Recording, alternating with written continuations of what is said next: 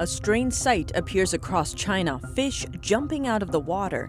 It's sparking fears of an incoming natural disaster. Many believe the odd behavior is a warning sign. Indian authorities say they hope to solve the border tension with China through diplomatic means. But calls for boycotting Chinese goods and investments are rising. A picture online is sparking outrage in India. Photos show Beijing empty like a ghost town. This as China's capital under wartime measures. Over 20 million people affected.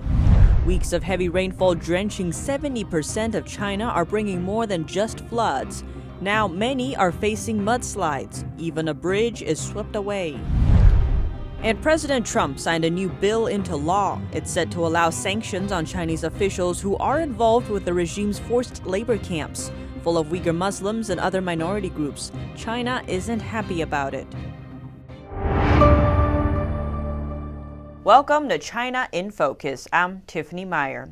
The chief epidemiologist at China CDC says the virus outbreak is under control in Beijing. But is it really true?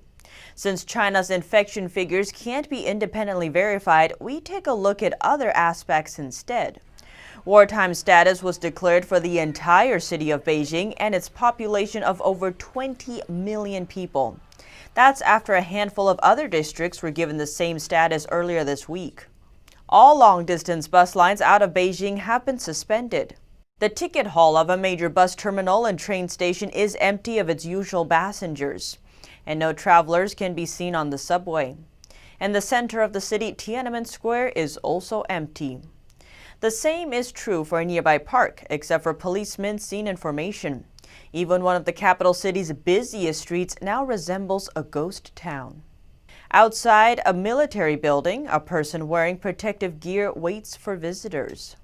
And some deliveries en route to Beijing from other areas have been blocked from entering the city.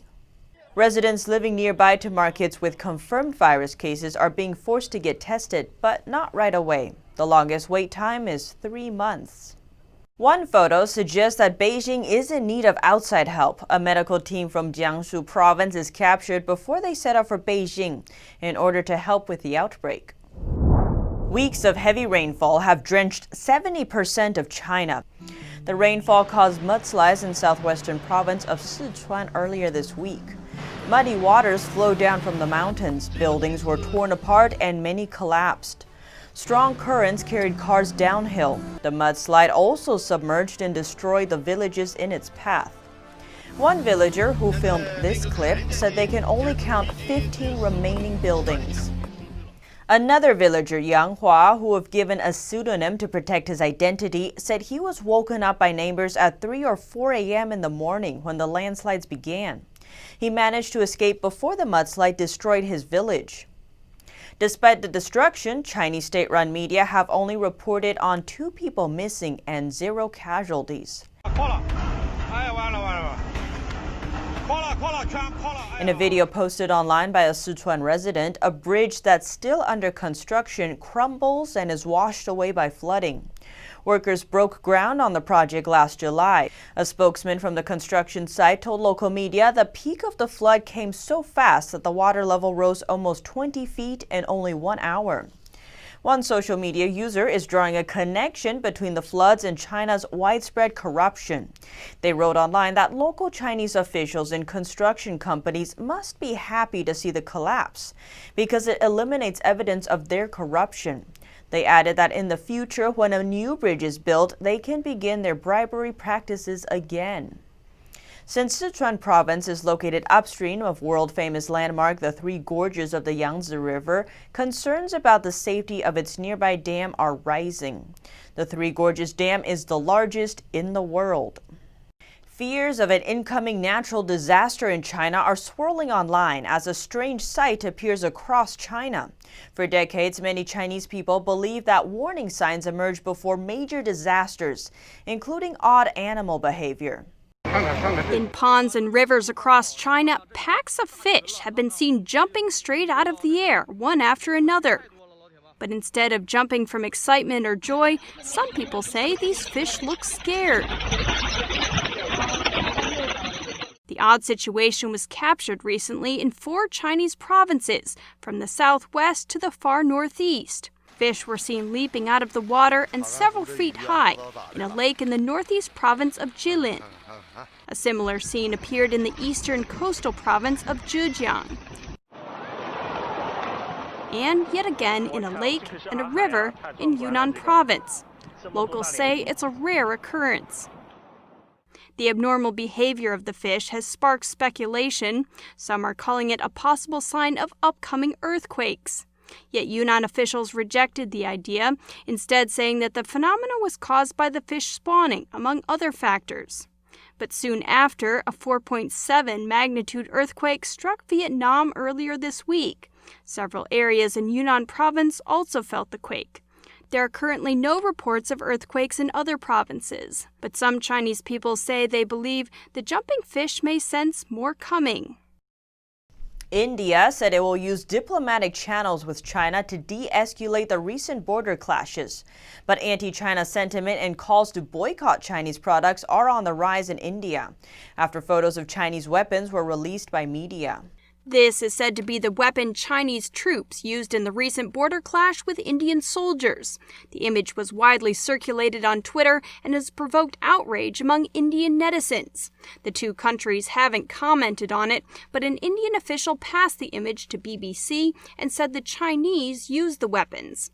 20 Indian soldiers were killed. China did not release their casualties. India said Thursday it was using diplomatic channels with China to de-escalate the standoff.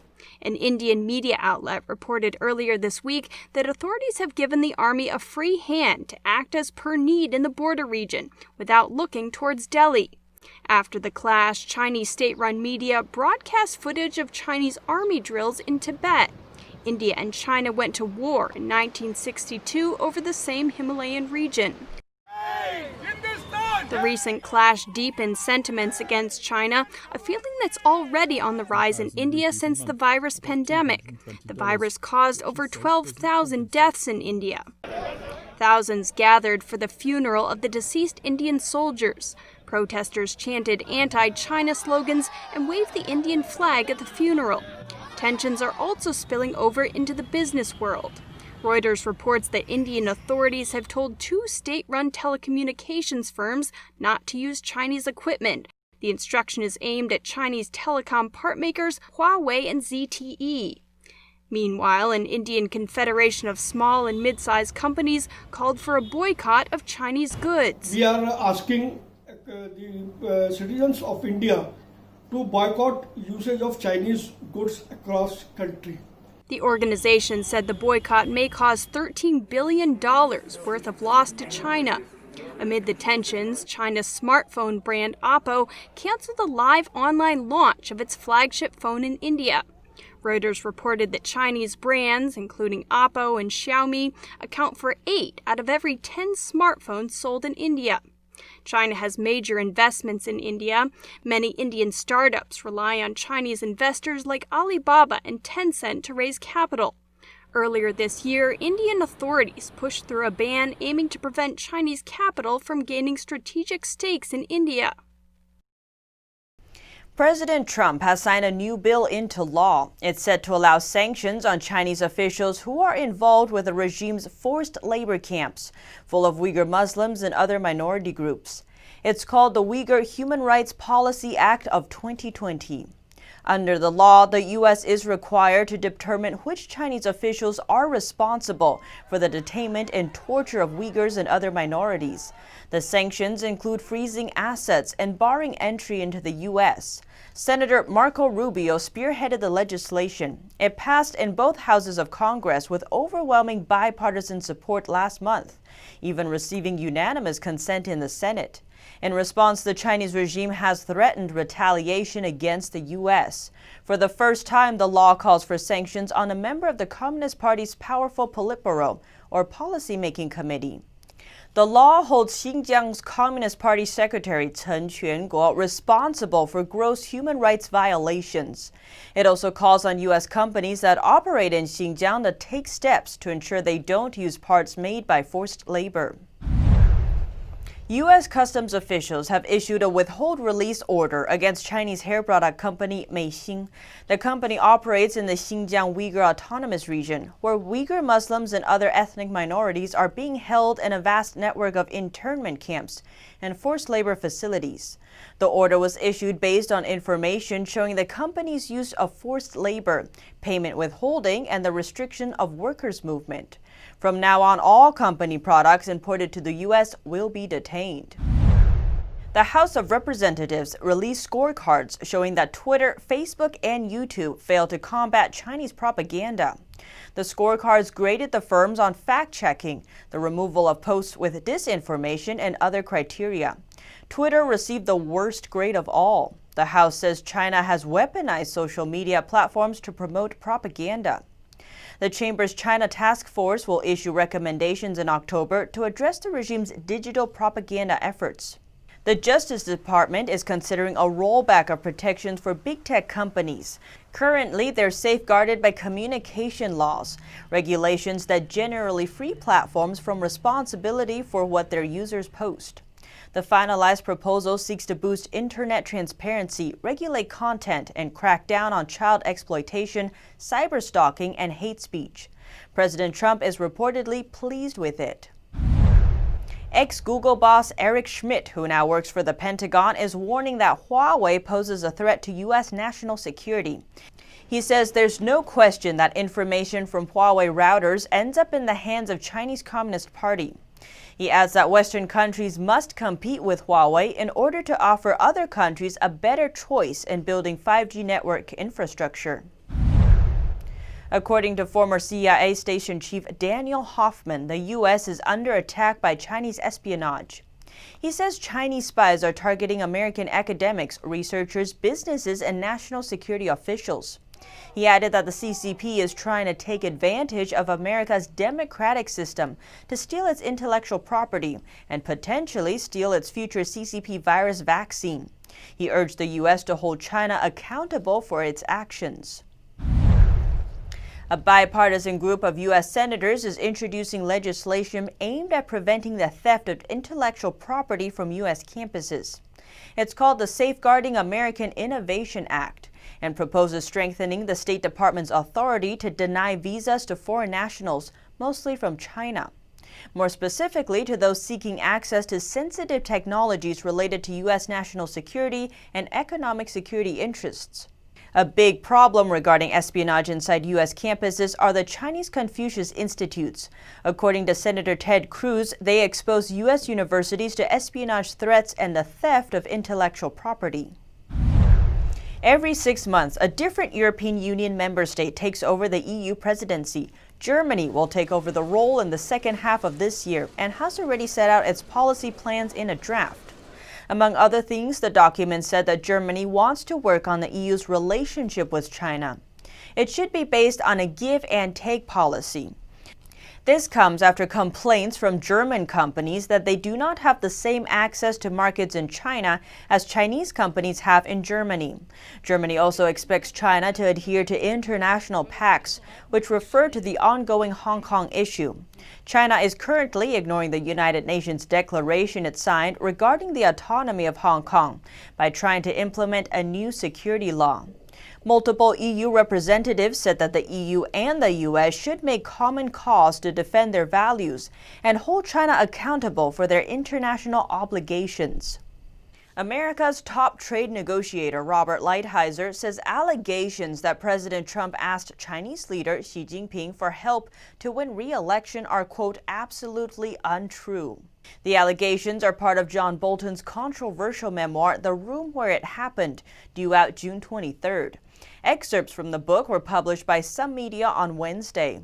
Bolton was Trump's national security advisor from April 2018 to September 2019, when he was fired by Trump over policy differences. Lighthizer told a Senate Finance Committee hearing on Wednesday that Bolton's claims are, quote, absolutely untrue, never happened, adding he was there and he has no recollection of that ever happening.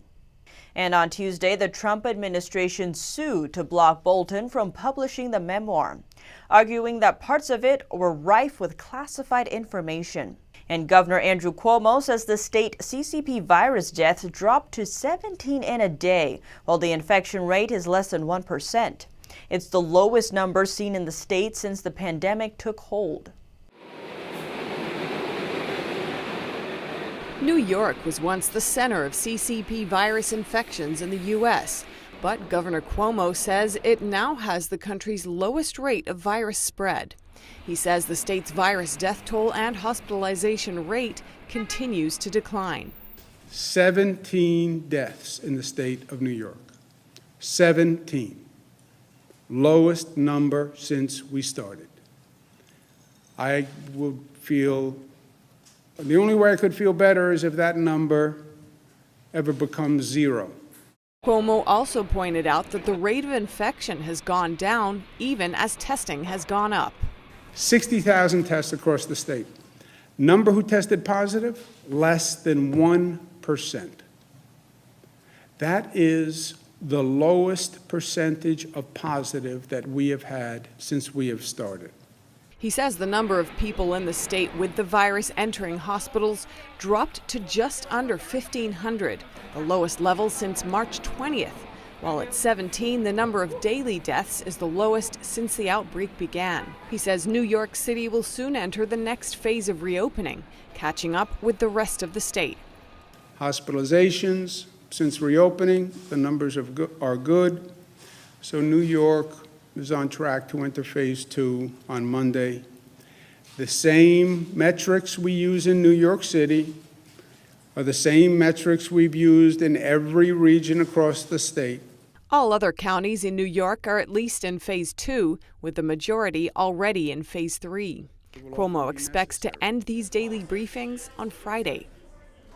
A survey shows a huge percentage of Americans changed their eating habits since early March, with a third saying they're snacking more. For one American, it was not only about comfort eating, but comfort baking. It's pretty straightforward, but we're gonna make the filling and then roll the dough out and roll the cinnamon rolls up, and it should be pretty fun. New York City's stay-at-home order kept Claire Cutler inside her apartment in Astoria, Queens for months. And so the opera singer turned to her favorite pastime. Baking just brings me a supreme amount of joy, and so does eating what I have to bake, at the end of it. So it's just been one of the things keeping me kind of grounded and happy during this time of so much uncertainty, and this has just been one of my little saviors in these 94 days of quarantine. So on Instagram, Cutler shared her biscotti, sourdough, blueberry loaf, banana bread, ginger snaps, and cinnamon rolls. But the baking binge is emblematic of a larger trend. Many Americans turned to food, often comfort food, as stay-at-home restrictions disrupted their lives. The annual Food and Health Survey from the International Food Information Council found that 85% of Americans changed what they ate or how they prepared meals since early March. 60% have cooked at home more frequently, and almost a third reported snacking more. Many have found their exercise regimens disrupted as health clubs, basketball courts, and spin classes were forced to shut down. Individuals, sometimes alone, have had to rethink their health, sometimes meal by meal. Cutler says she's put on 5 pounds since the stay-at-home order.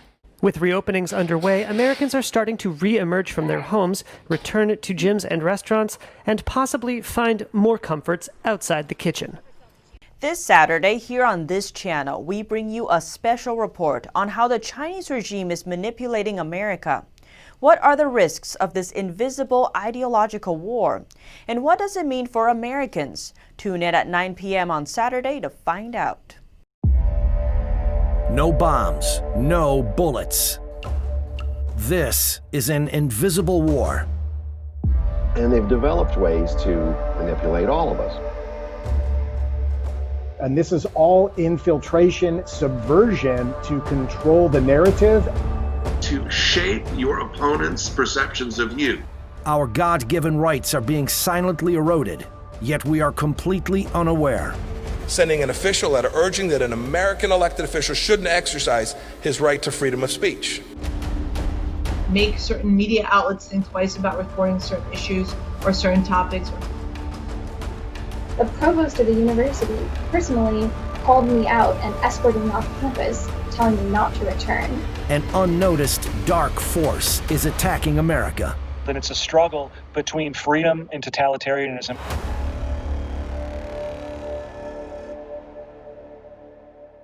Here at China in Focus, we dedicate ourselves to bringing you truthful, unbiased reporting. Don't forget to like and subscribe for the latest updates, and see you tomorrow.